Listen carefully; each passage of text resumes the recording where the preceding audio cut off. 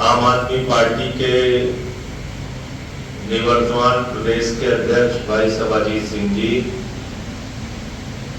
जिला अध्यक्ष जी, हमारे पार्टी के मुख्य प्रवक्ता मनसार दुबे जी, सभासद जी और साथियों, दोस्तों, भाई मनोज जी, साथियों,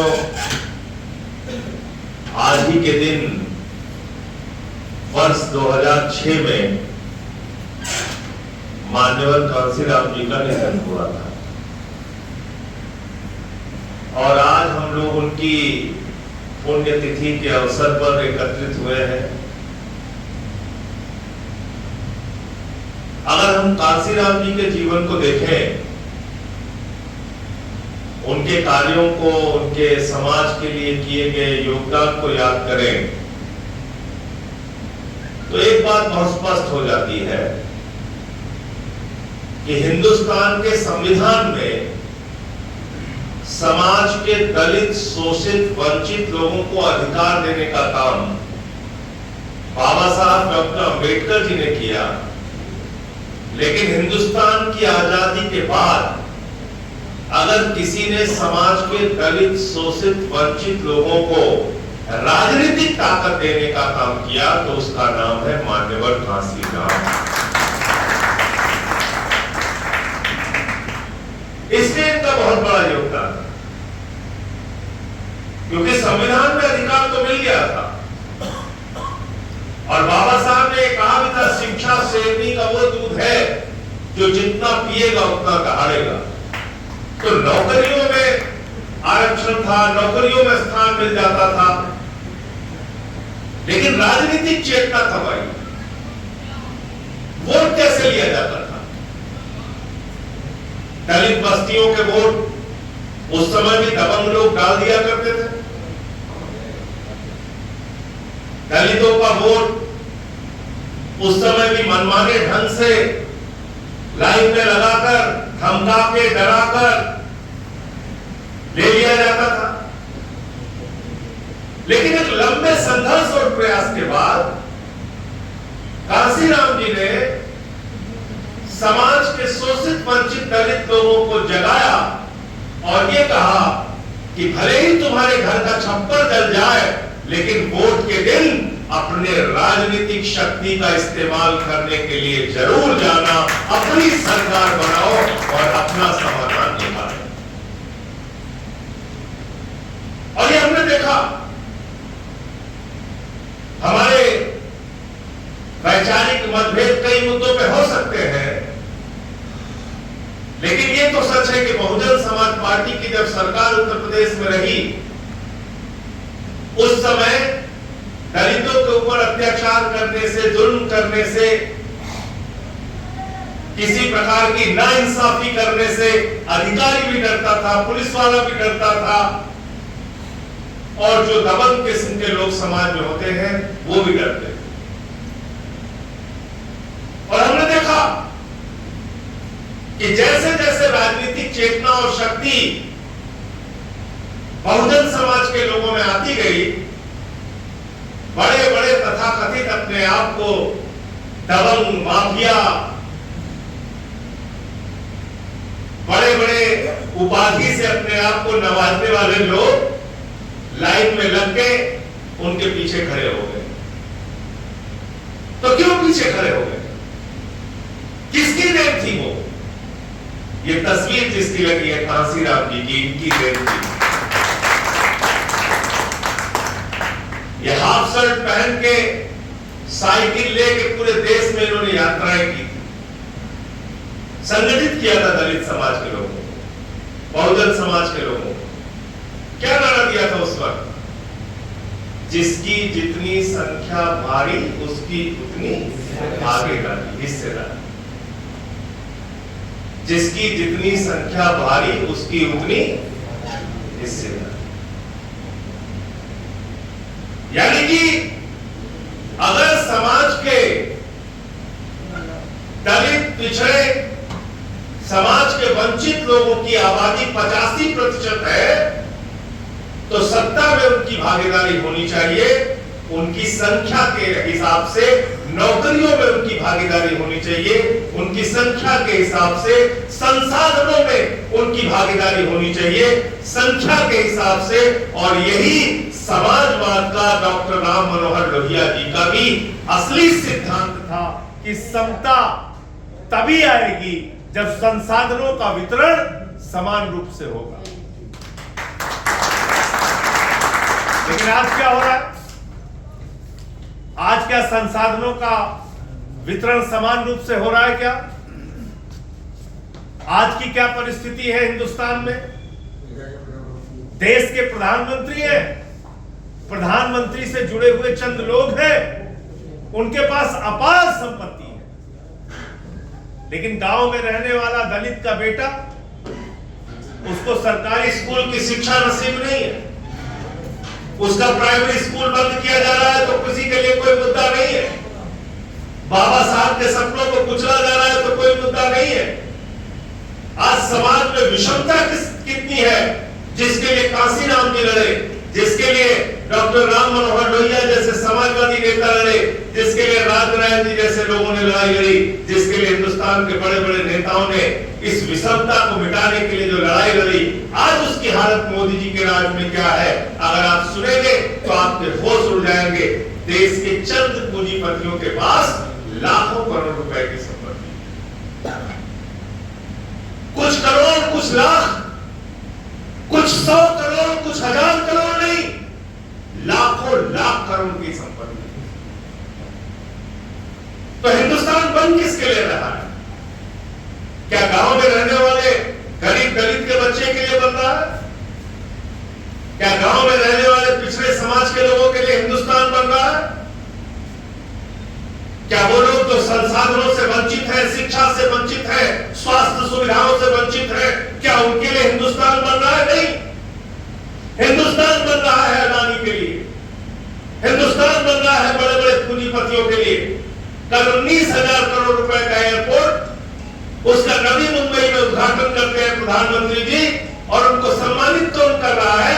अडानी सम्मानित कर रहा है, मालिक अपने नौकर को सम्मानित करने का काम कर रहा है। ये हिंदुस्तान आज देश के प्रधानमंत्री को सम्मानित कर रहा है अडानी, अडानी सम्मानित कर रहा है। कौन सा अडानी?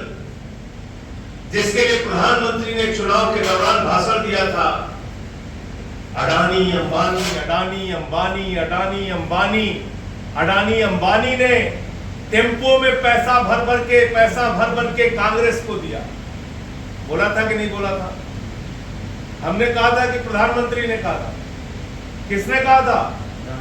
बोलिए, किसने कहा था? प्रधानमंत्री ने कहा, प्रधानमंत्री जी ने कहा था।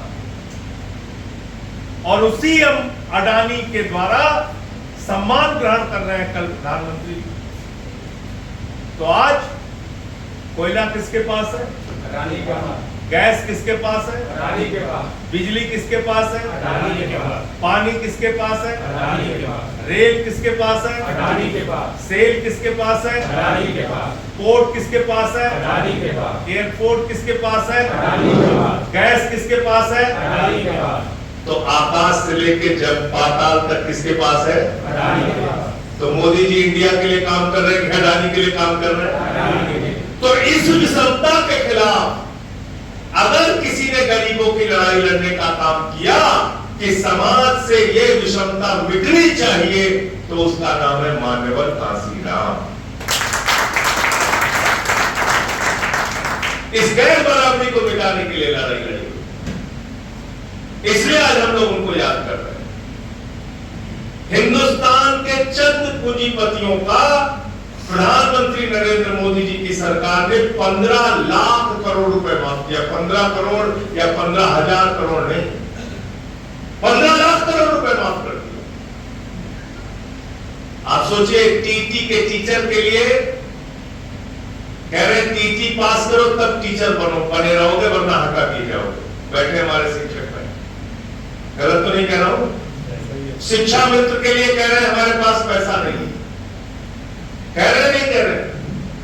छोटी सी चपरासी की नौकरी आपको देनी हो कहते हमारे पास पैसा नहीं है। और तो छोड़िए, भारत माता की सुरक्षा का मामला है, सीमा की सुरक्षा का मामला है। हम कह रहे हैं हमारे जवानों को पुरानी भर्ती बहाल करो। सरकार कहती है हमारे पास पैसा नहीं है, हम उनको अग्निवीर बनाएंगे, 4 साल की नौकरी देंगे। भारत की सीमा की सुरक्षा के साथ गद्दारी करने का काम ये सरकार कर रही है और कहती है हमारे पास पैसा नहीं है। पैसा गया कहां? पैसा गया इन चंद पूंजीपतियों के पास। आपके लिए पैसा नहीं है, आपके बच्चों के स्कूल के लिए पैसा नहीं है, आपके अस्पताल के लिए पैसा नहीं है। एजुकेशन लोन जो हमारा नौजवान लेता है, इलाहाबाद में, लखनऊ में, अयोध्या में जो पढ़ाई करता है, तैयारी करता है, कानपुर में तैयारी करता है, मेरठ गाजियाबाद में तैयारी करता है, कहता है हमारा कर्जा माफ कर दो। सरकार कहती है पैसा नहीं है। लेकिन 15 लाख करोड़ रुपए चंद पूंजीपतियों का माफ किया गया। किसके लिए हिंदुस्तान में काम हो रहा है? किसके विकास के लिए सरकार काम कर रही है? जरा कल्पना कीजिए, आपको 1 रुपए की भी छूट कहीं देनी होती है तो सरकार कहती है हमारे पास पैसा नहीं है। लेकिन अपने दोस्त अडानी के लिए बिहार में 1 रुपए में 1050 एकड़ जमीन दे दी जाती है। कितनी जमीन? 1050 एकड़ जमीन। कितने में? कितने में? 1 रुपए में। कितने पेड़ लगे हुए हैं वहां पे? 10 लाख आम के पेड़ लगे हुए हैं। 10 लाख आम के पेड़ लगे हुए हैं। वो आम और लीची के पेड़ काटे जाएंगे उन जमीनों से। 10 लाख पेड़ और 1050 एकड़ जमीन कितने में दी गई अडानी को? 1 रुपए। लेकिन फिर भी आपको गुस्सा नहीं आता। ये मौर्य जी को अगर मैं 20 रुपए दूं, कह दूं एक आम लेके आओ यहां से, इनको खोजते खोजते हालत खराब हो जाएगी। गलत तो नहीं कह रहा हूं? 20 रुपए दूं तो एक आम नहीं ला सकते पूरे अयोध्या में। लेकिन 1 रुपए में मोदी के दोस्त अडानी को 1050 एकड़ जमीन मिलेगी, 10 लाख पेड़ मिलेगा। और देश के प्रधानमंत्री नौटंकी करते हैं, कहते हैं देश के लोगों, 1 पेड़ मां के नाम पे लगाओ, 1 पेड़ मां के नाम पे लगाओ। तुम तो मां के नाम पे पेड़ लगाओ और हम 10 लाख पेड़ अडानी को देंगे। 1 पेड़ मां के नाम, 10 लाख पेड़ अडानी के नाम। हो रहा नहीं हो रहा? बताओ। हो रहा ना? इसी विषमता को मिटाने के लिए जिस व्यक्ति ने जीवन भर संघर्ष किया उसका नाम है मान्यवर कांसीराम। इन्होंने राजनीतिक शक्ति दी, इन्होंने राजनीतिक चेतना जगाई, इन्होंने समाज को जागृत किया। और इस बात को हमें स्वीकार करना चाहिए। भले ही हमारा जन्म तथाकथित उच्च जाति सवर्ण जाति में हुआ है, मैं तो इसमें किसी का योगदान नहीं मानता। कोई क्षत्रिय के घर में पैदा हो गया तो क्षत्रिय हो गया, कोई ब्राह्मण के घर में पैदा हो गया ब्राह्मण हो गया, कोई गुप्ता के घर में पैदा हो गया गुप्ता हो गया, कोई मौर्य के घर में पैदा हो गया मौर्य हो गया, कोई दलित के घर में पैदा हो गया दलित हो गया। ये व्यवस्था बनाई किसने? क्या जन्म लेने वाले उस बच्चे का कोई दोष है? जो दलित के घर में पैदा हो गया उसको आप बगल में बिठा के खाना नहीं खिलाएंगे, उसको स्कूल में पढ़ने की इजाजत नहीं, मंदिर में जाने की इजाजत नहीं, उसके साथ भेदभाव की व्यवस्था चलेगी? चली है या नहीं चली है? हजारों वर्ष तक चली है। इस सच्चाई को हमें स्वीकार करना पड़ेगा। अगर ये भेदभाव की व्यवस्था हजारों वर्ष तक चली है, अगर दलितों के गले में हांडी बांध के और पीछे उनके झाड़ू बांध के उनको चलने के लिए मजबूर किया गया है, तो इस अपराध के लिए 1000 बार समाज के उन लोगों को माफी मांगनी पड़ेगी और समाज की व्यवस्था को ठीक समाज की व्यवस्था को ठीक करना पड़ेगा। और मन में अपराध बोध होना चाहिए कि कैसे हम इंसान के साथ ऐसे जानवरों की तरह व्यवहार कर सकते हैं। याद रखना पड़ेगा, बाबा साहब डॉक्टर भीमराव अंबेडकर जी को तालाब में पानी पीने के लिए संघर्ष करना पड़ा। तालाब में पानी पीने के लिए, जहां पे जानवर को पानी पीने की इजाजत थी, वहां पे दलितों को पानी पीने की इजाजत नहीं थी, दलितों को पानी पीने की इजाजत नहीं थी। और जब वहां दलितों का अभियान चला, बाबा साहब के नेतृत्व में समाज के शोषित वंचित दलित लोगों ने जाके पानी पिया तो उनके घर जलाए गए, उनको मारा गया, उनको पीटा गया, ये काम किया गया। आज आजादी के 77 साल के बाद, 78 साल के बाद ऐसा भारत नरेंद्र मोदी बना रहे हैं जिस भारत के अंदर वही गले में हांडी बांधने वाली व्यवस्था दोबारा लाने का प्रयास किया जा रहा है। और यही कारण है कि भारत के मुख्य न्यायाधीश की कुर्सी पर बैठे हुए दलित समाज से आने वाले सीजीआई गवाही के ऊपर जूता फेंकने का साहस हुआ। इसके लिए अगर कोई जिम्मेदार है तो सीधे तौर पे नरेंद्र मोदी, भारतीय जनता पार्टी और आरएसएस जिम्मेदार है। ये बात मैं कह रहा हूं, और ये बात मैं क्यों कह रहा हूं? ये बात मैं इसलिए कह रहा हूं कि गवाही साहब जो देश के मुख्य न्यायाधीश हैं, उनकी मां को आरएसएस ने अपने कार्यक्रम में बुलाया, उनकी मां को आमंत्रित किया, आइए आरएसएस के कार्यक्रम में। उनकी मां ने कहा हमारे पति के खिलाफ आरएसएस बोलती थी। गवाही साहब की मां ने कहा हम आरएसएस की विचारधारा से सहमत नहीं है, इनकी नफरती विचारधारा से सहमत नहीं है, हम आरएसएस के कार्यक्रम में नहीं जाएंगे। यह कारण है भारतीय जनता पार्टी और आरएसएस के लोग बर्दाश्त नहीं कर पाए कि मुख्य न्यायाधीश की मां ने कैसे आरएसएस के कार्यक्रम में जाने से मना कर दिया, और एक साजिश रची गई। उस साजिश में कुछ यूट्यूबर शामिल हैं। एक शख्स का तो नाम आप जानते होंगे जो आजकल चर्चा में, अजीत भारती नाम का व्यक्ति। 2-3 लोगों के साथ वो वीडियो बना रहा है। उसका साहस देखिए, उसकी हिम्मत देखिए, आजादी के 78 साल के बाद उसकी मानसिकता देखिए। वो एक टीवी एक चैनल पे बैठ के, यूट्यूब चैनल पे बैठ के वीडियो बना रहा और कह रहा है सीजीआई के मुंह पर, मुख्य न्यायाधीश के मुंह पे थूक देना चाहिए, मुख्य न्यायाधीश के मुंह पर थूक देना चाहिए। ये बोल रहा है वो शख्स, उसकी वीडियो मौजूद है।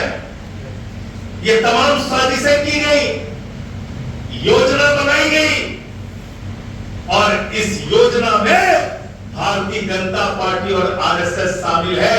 इसी के कारण एक वकील की हिम्मत होती है कि वो दलित समाज से आने वाले दलित के बेटे को बर्दाश्त नहीं कर पाती मुख्य न्यायाधीश की कुर्सी पे और जूता फटवाने का प्रयास करती।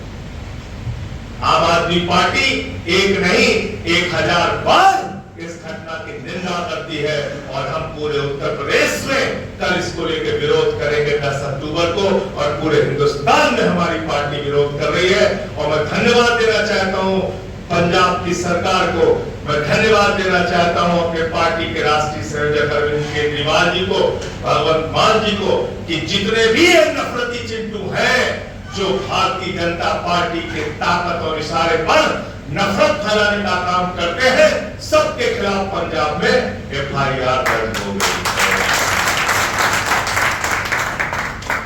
अब जवाब देना पड़ेगा, जवाब तो देना पड़ेगा। वहां आम आदमी पार्टी की सरकार है।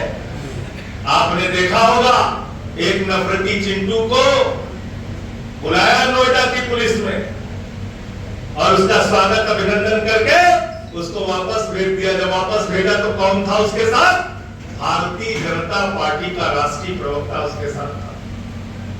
इसका मतलब मुख्य न्यायाधीश का अपमान कौन करा रहा है? कौन करा रहा है? मुख्य न्यायाधीश के अपमान के पीछे कौन है? बीजेपी और नरेंद्र मोदी, ये लोग करा रहे हैं। ये बर्दाश्त नहीं कर पा रहे कि मुख्य न्यायाधीश की कुर्सी पर एक दलित समाज से आने वाला बेटा कैसे बैठा हुआ है। और इसलिए इसी गैर बराबरी को मिटाने के लिए जीवन भर अगर किसी शख्स ने संघर्ष किया तो उसका नाम था मान्यवर कांसी राम। इसलिए आज उनकी पुण्यतिथि पर हम सब लोग उनको श्रद्धांजलि देने के लिए इनके योगदान को, इनके बलिदान को, इनके त्याग को, इनकी तपस्या को याद रखना होगा। समाज कभी भी एकाएक जागृत नहीं हो सकता, उसके लिए लंबे प्रयास करने पड़ते हैं। और आज के समय में तो चुनौतियां और हैं। वही लोग आ गए जो मुख्य न्यायाधीश तक को अपमानित कर रहे हैं, और इतना ही नहीं कर रहे, वो सिर्फ इतना नहीं कर रहे, मुख्य न्यायाधीश की एक वीडियो बनाई गई, सीबीआई गवाई साहब की एक वीडियो बनाई गई। उस वीडियो में गवाई साहब के गले में खांडी बांधी गई और उनके मुंह पे जूता मारते हुए वीडियो बनाया गया। ये साहस कौन दे रहा है? नरेंद्र मोदी। कौन दे रहा है? बीजेपी। कौन दे रहा है? आरएसएस। ऐसी वीडियो बनाई जा रही है। मोदी जी और भारतीय जनता पार्टी कांशीराम जी के प्रयासों को, बाबा साहब डॉक्टर भीमराव अंबेडकर जी के प्रयासों को मिट्टी में मिलाना चाहते हैं और भारत को छुआछूत युग में ले जाना चाहते हैं। उस छुआछूत युग में जहां पर दलितों के गले में हांडी बांधी जाती थी, जहां पर उनके पीछे झाड़ू बांधी जाती थी, उनके साथ भेदभाव किया जाता था, मंदिर में प्रवेश वर्जित था, साथ बैठ के खाना खाना वर्जित था, उस युग में भारत को झोंकना चाहते हैं मोदी और बीजेपी आरएसएस के लोग।